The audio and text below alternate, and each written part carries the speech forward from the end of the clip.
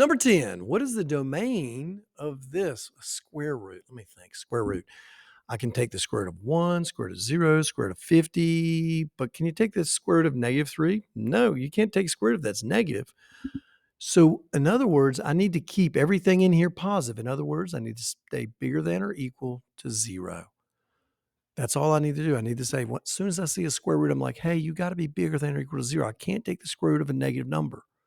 So solving this, I simply add 3, and I get x has got to be bigger than or equal to 3. As long as x is bigger than or equal to 3, we're going to get a solution.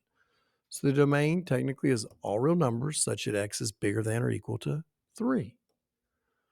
On number 11, what is the domain of this? Well, it's a fraction. What can't you have in a fraction? Well, here's a fraction.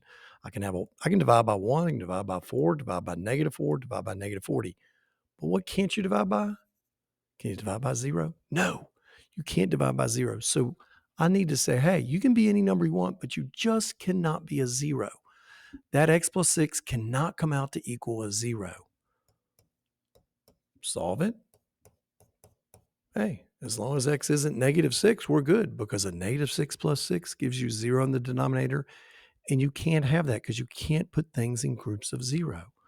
So our solution is all real numbers work. You can plug anybody in there you want, except x cannot be -6.